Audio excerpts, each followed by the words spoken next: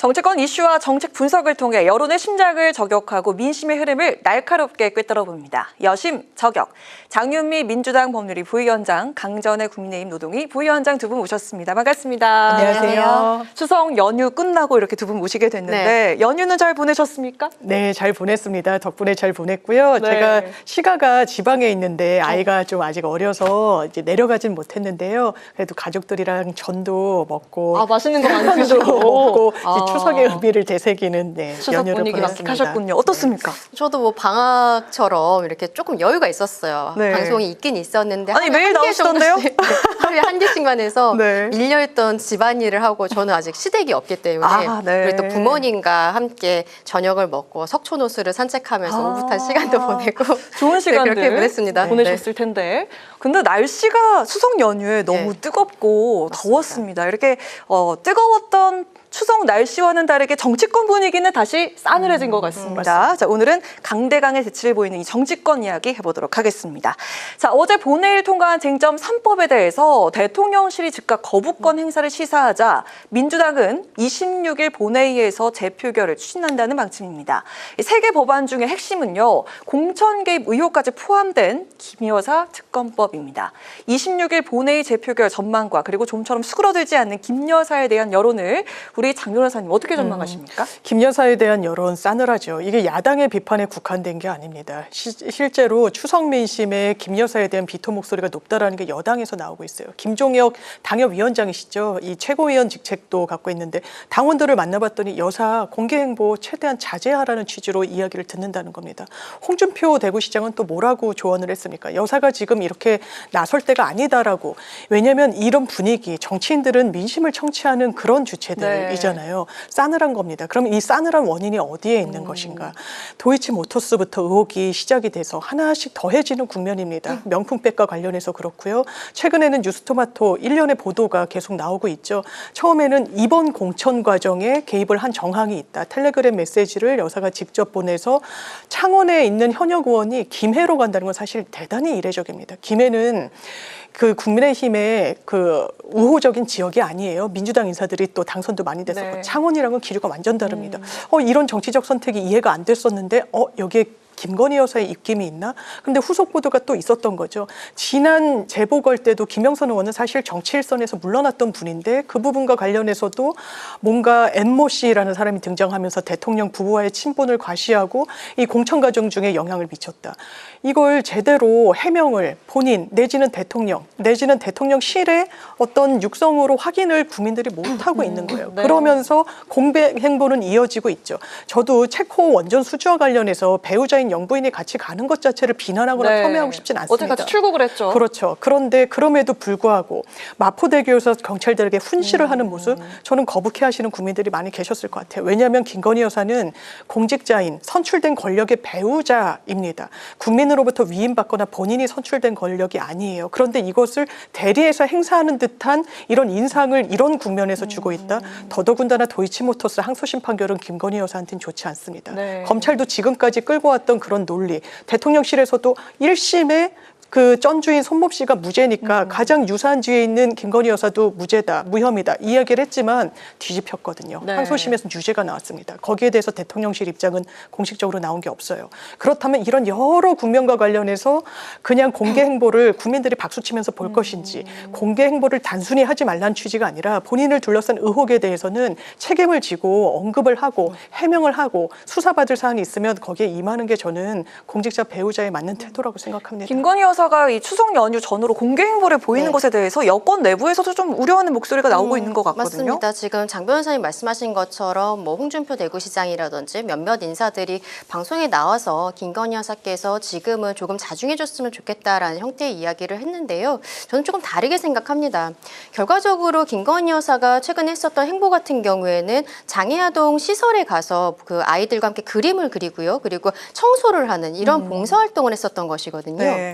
그리고 이런 것들은 명절을 앞두고서는 대통령의 배우자가 보통 하는 행사입니다. 근데 조금 아까 장 변호사님 짚어주신 내용 중에서 마포대교에서 훈시를 하는 모습이라고 이야기하신 내용은 어떤 거였냐면은 세계 자살 예방의 날이 있었어요. 그래서 김건희 여사가 그 경찰 소방 공무원들과 그 함께 간담회를 하고 마포대교 같은 경우에는요.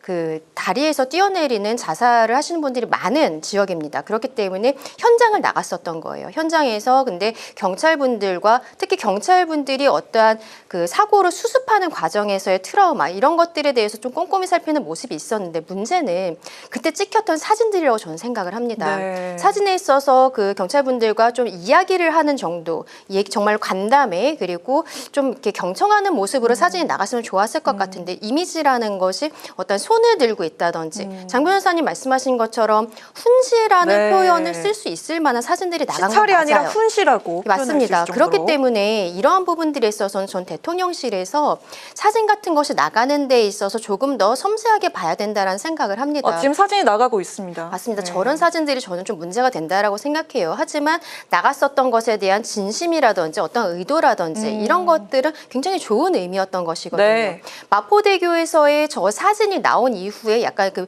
이미지가 좀 프레임화되어 있는 좋지 않은 이미지에 있어서 이후에 장애아동 시설에 갔을 때도 왜 계속 나오는 것이냐라는 형태의 이야기가 나오는 것입니다.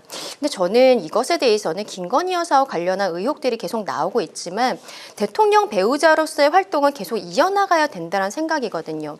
지금 윤석열 정부가 시작을 한 지 2년 반 정도가 되었는데 처음부터 지금까지 민주당에서는 일관되게 김건희 여사에 대한 어떤 안 좋은 프레임을 씌우고 있고 그리고 본인들의 지지율이라든지 문제가 되는 상황이 있을 때 김건희 여사를 거기에 또 리스크를 다시 올립니다. 이번에도 아까 그 마포대교 사진을 국회 본회의장에서 이재명 대표가 뒤에서 기자들이 찍는 거 뻔히 알면서 휴대폰으로 보는 이런 것들을 또 연출을 하거든요. 연출이다. 네. 그래서 저는 이 부분에 있어서는 김건희 여사가 어쨌든 한 번 정도는 우리 국민들께 생각하시는 의혹이라든지 책임감 그런 것들에 대해서 좀 보여주실 때가 됐다. 특히 명품백 사건의 경우에는 최근에 수사심의위원회에서도 전원일치된 의견으로서 불기소 권고가 나왔지만 네, 네. 또 최재형 목사에 대한 수사심의위원회가 24일에 있을 예정이거든요. 그 이후에 김건희 여사에 대해서 처분이 결과적으로 나올 것인데 저는 그 처분이 나오게 됐을 때 어떠한 결과가 나오든 불기소로 끝나든 아니면 기소가 나오든 간에 대통령실에서 김건희 여사께서 직접 육성으로서 국민들께 사과하는 모습을 한 번쯤 보여줘야 되는 것이 아닌가라고 생각합니다. 이번에 도이치모터스 사건 그리고 명품백 사건과 관련해서 모처에서 대면 조사를 받았을 때 김건희 여사가 국민들께 죄송하다는 말씀을 하긴 했어요. 근데 그것은 수사기관에다 한 이야기였지 우리 국민들께서 직접 들었던 것은 아니거든요. 이런 부분들을 저는 끊고 가야 한다. 이게 끊지 못하기 때문에 어떤 프레임이 계속되고 있고 민주당에서 결국에는 여사에 대한 특검까지 발의를 하게 된 거 아니겠습니까? 이 부분에 있어서는 당정이 좀 협의를 해야 되는 좀 큰 리스크가 있는 것은 맞다라고 생각을 합니다. 이 첫 번째 질문부터 좀 길어지게 됐는데 이거 하나만 여쭙고 가도록 하겠습니다. 민주당 측에서는 여당의 이탈표가 나올 것이다 이렇게 전망을 했는데 그 특검법 재표결 전망 좀 어떻게 하시는지 들어볼까요? 지금 일단은 어저께 이미 결과가 있었고 그리고 국민의힘 같은 경우에는 아예 본회의장에 들어가질 않았잖아요. 네. 필리버스터를 많이 했으면 우리가 오늘 방송을 못했을 것인데 그렇죠. 필리버스터 생방이 있었을 네. 테니까.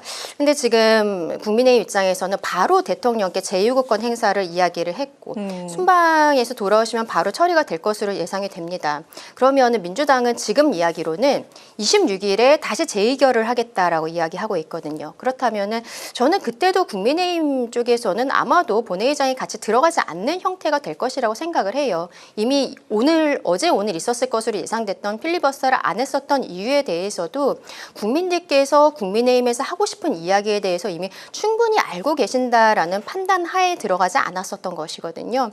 결과적으로는 지금 글쎄요, 저는 오늘 이재명 대표에 대한 구형이 있었는데요. 이 상황에 있어서의 타겟책으로서 계속적으로 최상병 특검 그리고 김건희 여사에 대한 특검이라든지 이런 것들을 몰아붙이는 것이 아닌가라고 생각합니다. 한 가지만 더 말씀을 드리면 최상병 특검 같은 경우에는 지난 세 번째 법안에 대해서 그 처리를 하지 않았었어요. 그랬는데 네 번째 법안에 대해서는 어제 의결을 했단 말입니다. 이것은 민주당이 법안을 발의하는 과정이라든지 이런 것들이 순수하지 않았다라는 걸 보여주는 방증이라고 저는 생각을 합니다. 네. 당장 그 26일 본회의를 또 보면요. 여야 정책위 의장은 민생법안 처리의 뜻을 모았지만 이날 쌍특검법 재표결에다가 방송사법 그리고 25만 원법 그리고 노란봉투법까지 줄줄이 뭔가 대기를 하고 있는 그런 상황인데 정말 이번 정기국회 할 일이 정말 많이 남아있는 그런 상황입니다. 어떻게 그 정쟁은 대치 그리고 민생은 협치 이렇게 투트랙이 좀 가능할 것이라고 전망하십니까? 저는 정쟁 법안과 민생 법안이 따로 있는 게 아니라는 생각이 듭니다. 지금 정쟁 법안으로 거론이 되고 있는 이를테면 25만 원법, 노란봉투법 저는 다 민생과 맞닿아 있다라고 생각해요. 사실 한동훈 대표께서도 굉장히 온열 환자가 많고 특히 더위 폭염 속에서는 저소득층이 큰 타격을 입기 때문에 현금성 지원 방안 이런 것도 고민해보고 했던 거 아닙니까? 25만 원 지원금과 관련해서도 민주당은 입장을 조금 물러선 게 있었습니다. 차등 선별 지원도 논의해볼 수 있다는 거예요. 정부 여당이라면 그 부분을 논의조차 못한다는 태도는 저는 온당하지 않다고 생각합니다. 제가 거시경제 분석하시는 분한테 한번 여쭤봤어요. 이게 정파를 다 떠나서 일단 내수시장이 어떠냐 했더니 굉장히 좋지 않고 일단 내수시장이 회복될 기미도 대한민국 상당히 좀 부정적이라고 하시더라고요. 그리고 이렇게 25만 원 이거 현금 살포라고 폄훼하면 안 됩니다. 일단 이 시장에서 이 지역 화폐 형식으로 제한된 공간에서 쓸 수 있도록 왜냐하면 소상공인을 일단 살리고 봐야 되니까요. 그래서 이런 정책적인 고민을 했던 건데 정부 여당이 아예 논의조차 못한다는 태도는 저는 대단히 소극적이라는 생각이 들어요. 그 경제 전문가도 이런 부분이 시장을 선순환하게끔 하는 마중물 역할을 할 수 있을 거라고 본인은 진단한다고 하시더라고요. 그렇다면 책임 있는 경제 주체라면 뒷짐지고 있을 게 아닙니다. 지금 세수 결손이 지난해 거의 96조 원가 거의 100조에 육박하죠. 올해 들어서도 이미 세수 결손이 36조 정도가 확정이 됐다라고 이야기가 나오고 있습니다. 유례가 없이 윤석열 정부 들어서 올 7월까지 한국은행에서 차용한 돈이 또 한 100조 가까이 돼요. 나라 곳간이 비고 있습니다. 그렇다면 어떻게 했습니까? 세원 확보하는데 대단히 소극적이었죠. 부자 감세 해줬던 건 팩트입니다. 법인세 상당히 떨어졌으니까요. 상증세도 상속세, 징역세도 더 낮춰주겠다는 거 아니겠습니까? 그런데 세수는 고갈되고 있습니다. 낙수 효과를 기대했다라고 이야기하지만 그 진단 이미 틀렸어요. 왜냐하면 고용을 활성화시키거나 하고 있지 않거든요. 기업들이.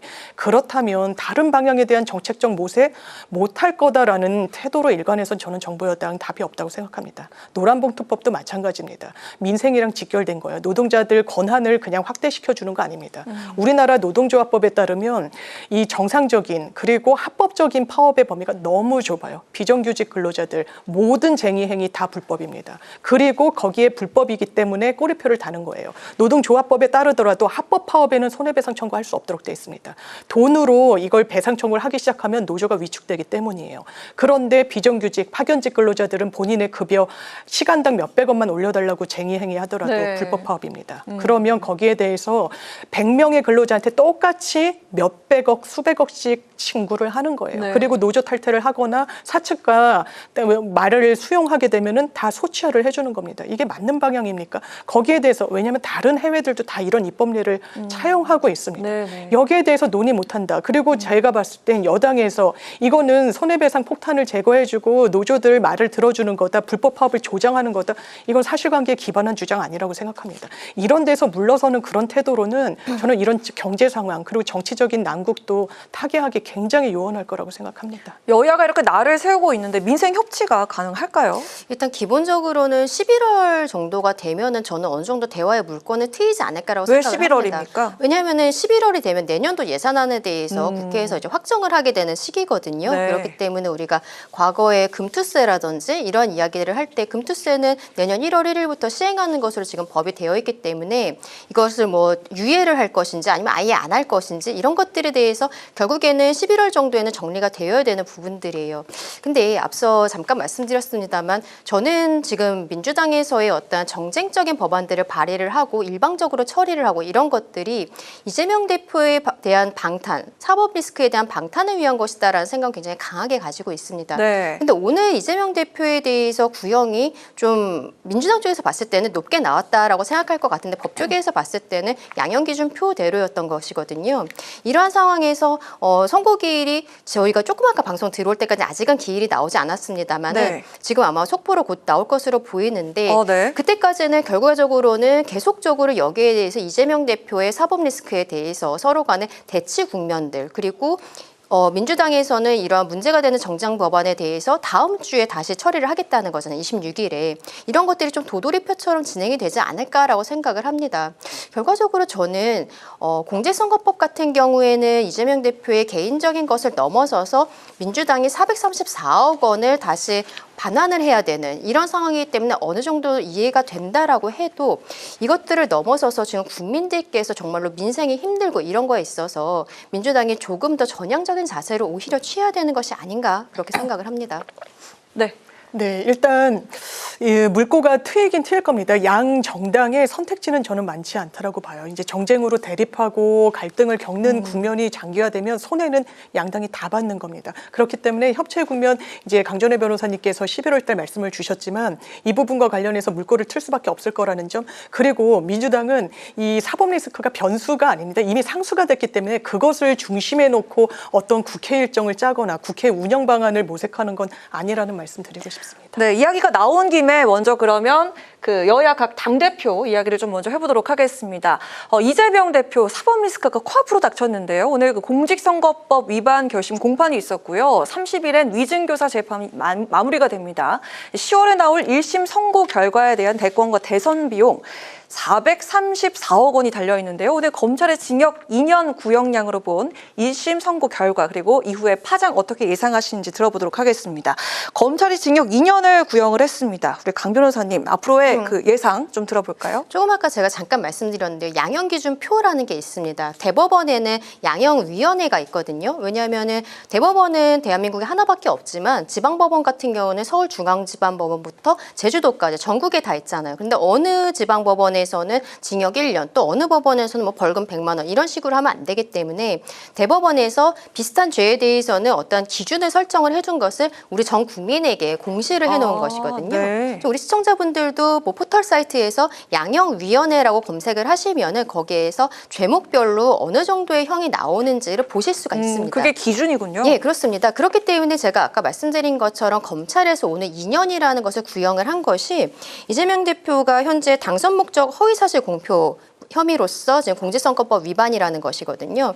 근데 이게 가중 요소들이 있고 감경 요소가 있는데 감경은 뭐 자백을 한다라든지 반성을 한다라든지 뭐 이런 것들입니다. 이재명 대표는 계속 부인을 하고 있죠. 그런데 가중 요소에 있어서는 후보 본인이 허위사실 공표를 했을 때 그리고 뭐 유권자들로 하여금 굉장히 중요한 사항에 대한 이야기들을 했을 때 그리고 전파 가능성이 높을 때 이럴 때가 가중이 됩니다.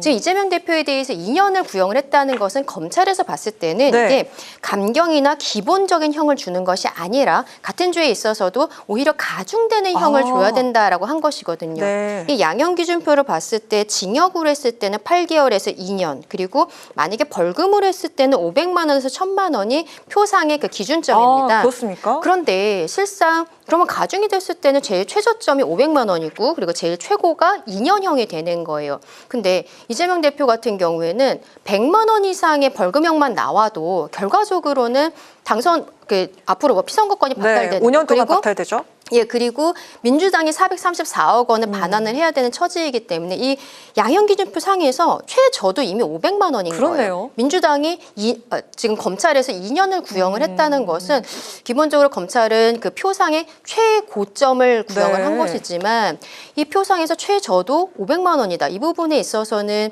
글쎄요, 민주당에서도 저는 어느 정도 예상을 했었던 구형이지 않을까라고 생각해요. 이재명 대표 본인도 변호사 출신이고 뭐 법조인들이 많지 않습니까? 네. 여기에 대해서 그동안의 수사검사들에 대해서 탄핵을 발의했었던 거 그리고 김병주 최고위원 같은 경우에는 이번에 만약에 유죄가 나왔을 때 재판부가 국민적 저항에 부딪힐 것이다 이런 얘기들이 이미 했었거든요. 결과적으로는 관련해서 판사들도 민주당에서 탄핵안을 발의를 한다거나 이런 것도 가능한 상황인 것이죠. 그래서 앞으로 이제 선고가 날 때까지 계속적으로 이 부분이 정쟁화되지 않을까라고 생각을 합니다. 이르면 그 10월에 선고를 하게 되는데 100만 원 이상의 형이 나올까 이게 관건이었는데 네. 말씀대로라면 500만 원 이상이 그렇죠. 최저가 지금 500만 원으로 되어 있기 원이다. 때문에 네. 실상은 쉽지 않을 것으로 생각을 합니다. 네, 어떻게 전망하십니까? 사실 이게 두 가지 한번 분별해 봐야 될 부분이 있는데요. 일단 김문기 전 처장이라는 사람을 알았는지 몰랐는지와 관련해서 내가 몰랐고 나중에 알게 됐다라고 한 이 방송 인터뷰 내용이 거짓말이다. 선거 국면에서 거짓을 허위 사실을 공표해서 당선될 목적으로 이런 언행을 했다라는 게 검찰의 시각. 시각이에요. 내가 시장일 때는 몰랐다 이렇게 네, 답변을 맞습니다. 했었죠. 네. 그래서 그럼 누군가를 알았는지 몰랐는지는 완전 내심의 영역이에요. 제가 예전에 국회 출입 기자를 했습니다. 네. 지금도 이제 국민의힘의 의원이신데 그 당시에도 이제 당직을 맡고 계셔서 대단히 긴 시간 동안 식사하고 취재하고 그런데 제가 다른 자리에서 만나뵀을 때 전혀 저를 못 알아보시더라고요. 심지어는 그 당시에는 김영란법이 없어서 기자들한테 뭐 선물도 주고 저희 집으로 선물까지 보내주셨던 의원이셨어요. 네, 네.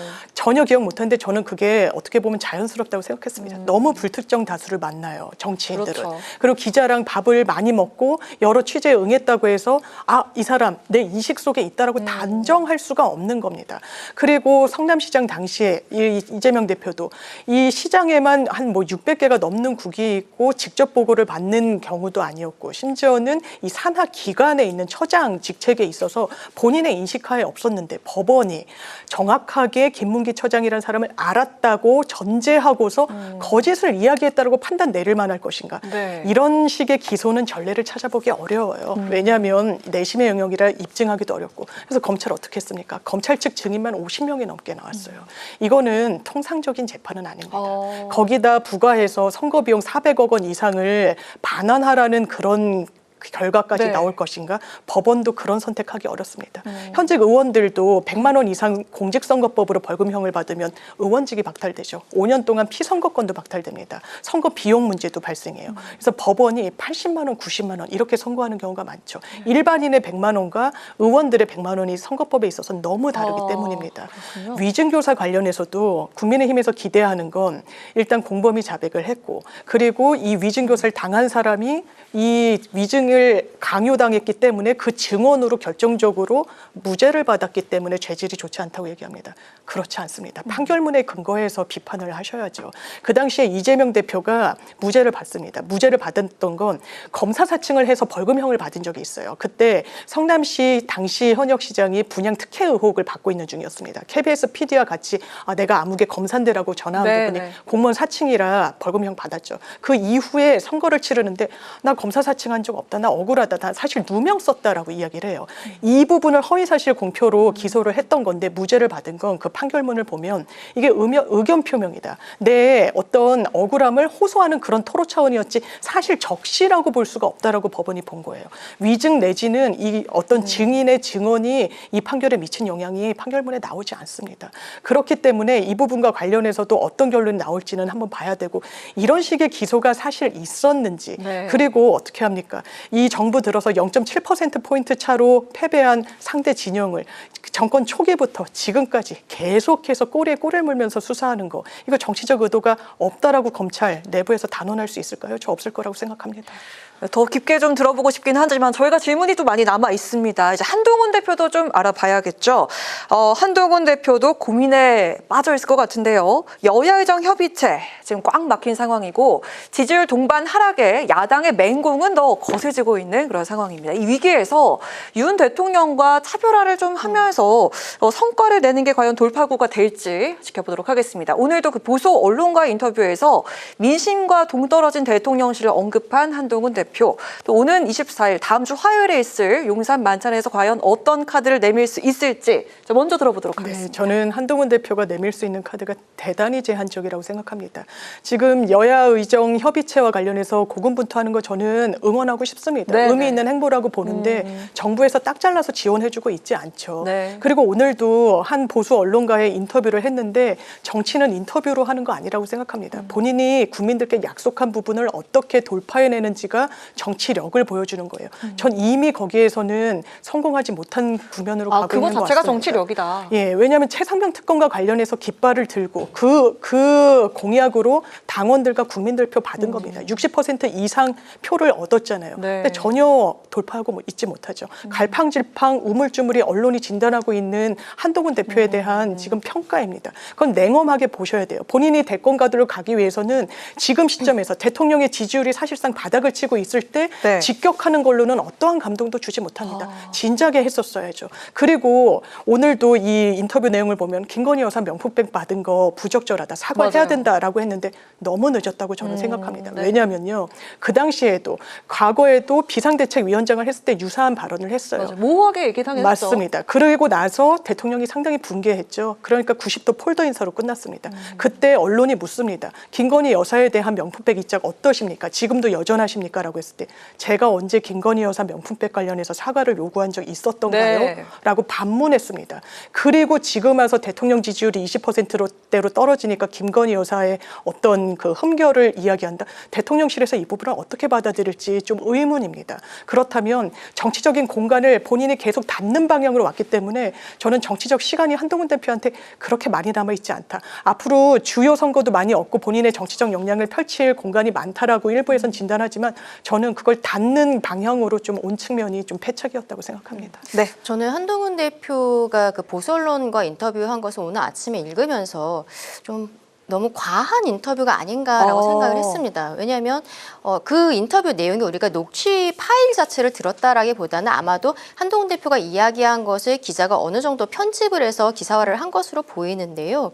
그런데 24일에 이제 대통령께서 지금 체코 순방을 하고 돌아오신 이후에 한동훈 대표와 지도부가 만찬을 하기로 하지 않았습니까? 네. 지난달에 하기로 했었던 것을 이제 좀 미뤄서 네, 하게 된 수석 것인데, 이후에 하자 이렇게 그러면서 됐죠. 그 전후로 해서 한동훈 대표가 대통령과의 독대를 할 것인가, 거기서 어떤 이슈가 나올 것인가, 이런 이야기들이 언론에 보도가 네. 되고 있는 상황이었단 말이에요. 근데 한동훈 대표가 지금 그 인터뷰를 한 내용을 봤을 때 대통령실이 민심과 동떨어져 있다라는 이야기가 심지어 그 언론에서는 아예 헤드라인으로 뽑아버린 상황이었어요. 네, 네. 그렇다면 대통령실에서 이것을 봤을 때의 기분이라는 것이 있지 않겠습니까?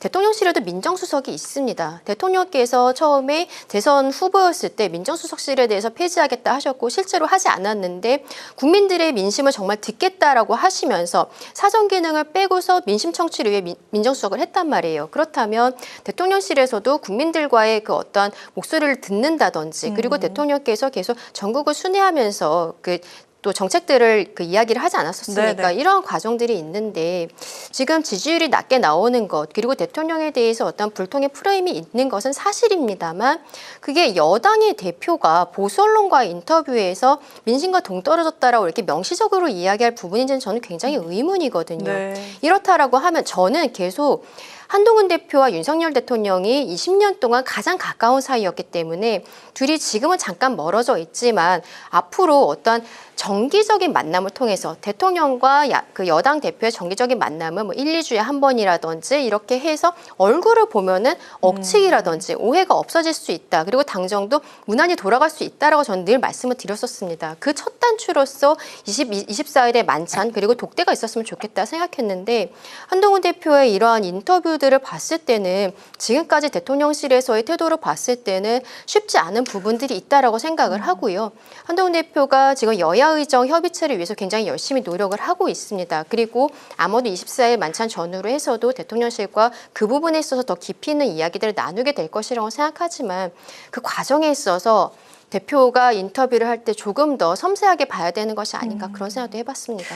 그 지금 지지율이 동반 하락하고 있습니다. 네. 그런데 이 싸늘한 민심을 잡기 위한 돌파구가 무엇일지 오늘 강 변호사님 말씀 듣고 마무리하도록 하겠습니다. 예, 그러니까 지금 돌파구가 반드시 한동훈 대표가 대통령과 차별화를 해야 되는가, 저는 그 부분이 굉장히 의문이에요. 차별화가 하는 게 답이 네, 아니다. 오히려 당정에 함께 국민들께 다가가는 모습을 보여야 합니다. 그런데 한동훈 대표가 앞서 말씀드린, 제가 인터뷰를 계속 말씀을 드리는데 네. 이건 차별화도 뭐도 아니고 오히려 보수의 지지층을 분열시키는 인터뷰라고 저는 생각을 하거든요. 이런 것이 아니라 본인이 대통령과 함께 있는 모습, 그리고 당정이 정책적으로 계속적으로 협의를 하는 모습, 어떤 의대 정원 뭐 문제라든지 이런 것에 있어서도 서로 치고받고 하면서도 의견을 조율하는 모습이 있어야 되는데, 이러한 감정적인 이야기들이 나오는 것은 저는 지양해야 된다고 생각합니다. 24일에 있을 용산 만찬이 아주 중요한 변곡점이 될 것 같다는 그런 생각이 듭니다. 자, 지금까지 장윤미 민주당 법률위 부위원장, 강전의 국민의 노동위 부위원장과 함께한 여심저격 시간이었습니다. 두 분 오늘도 고맙습니다. 감사합니다.